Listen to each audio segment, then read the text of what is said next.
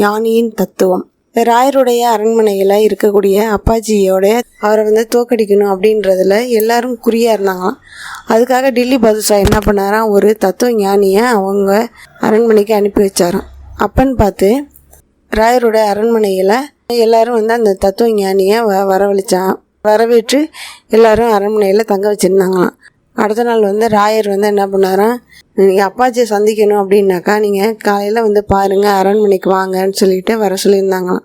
அவர் ஒரு கதையை சொல்ல ஆரம்பித்தாராம். அந்த கதையின் மூலமாக என்ன ஆயிடுச்சுன்னா, ஒரு 3 பெண்கள் சாப விமோச்சனம் கிடைக்கிறதுக்கான வழி இருக்குது அப்படின்னு சொன்னாங்களாம். அந்த கதையை அப்பாச்சியும் என்ன பண்ணாராம், கேட்டாராம். சரி, நம்மளால் 3 உயிர் காப்பாற்றப்படுது அப்படின்னாக்கா ரொம்ப சந்தோஷம் அப்படின்னு சொல்லிட்டு, சரி நீங்கள் கதையை சொல்லுங்கள், அதுக்கான விடையை நான் சொல்ல முயற்சி செய்கிறேன் அப்படின்னு சொன்னாராம். சரின்னா அவர் என்ன பண்ணிட்டாரு, கதையை சொல்ல ஆரம்பித்தாராம். அந்த தத்துவஞானி கதையை சொல்ல தொடங்கியது பார்த்திங்கன்னா, ஒரு முனிவர் என்ன பண்ணாராம், தவம் செஞ்சிட்டு இருந்தாராம் ஒரு தோட்டத்தில். அந்த தோட்டத்தில் போய் இந்த 3 பெண்கள் என்ன பண்ணியிருக்காங்க, அவருடைய தவத்தை கலைக்கிறதுக்காக போராடியிருக்காங்க. அந்த 3 பேரும் நடனம் ஆடி பாட்டு பாடி அவருடைய தவத்தை கலைச்சோடனே அந்த முனிவருக்கு கோபம் என்ன பண்ணிட்டாரா, நீங்கள் அந்த தோட்டத்தில் இருக்கக்கூடிய பூக்களாக மாறிடுவீங்க.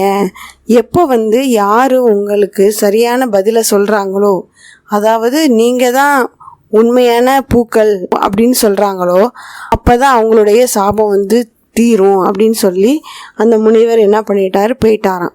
இந்த கதையை சொல்லி முடித்த தத்துவ ஞானி ராயர்கிட்ட கேள்வி கேட்டாராம். இதில் யார் உண்மையான பூ அப்படின்னு சொல்லி கேட்டாங்களாம். அதுக்குள்ளே என்ன நடந்தது அப்படின்னாக்கா, அந்த 3 பூக்களுமே பேசிகிட்டு இருந்திருக்காங்க. என்னன்னாக்கா, என்னுடைய அக்கா இவங்க இன்னைக்கு திருமணம் ஆகிருக்கு, அதனால் அவங்க வீட்டில் போய் அவங்க கணவர்கிட்ட சொல்லிவிட்டு இங்கே பூக்களாகவே மாறிடட்டும், அதுக்கு மட்டும் இன்றைக்கி ஒரு நாள் ராத்திரி அனுமதி கொடுங்க அப்படின்னு சொல்லி அந்த முனிவர்கிட்ட கேட்டு வச்சுருந்துருக்காங்க.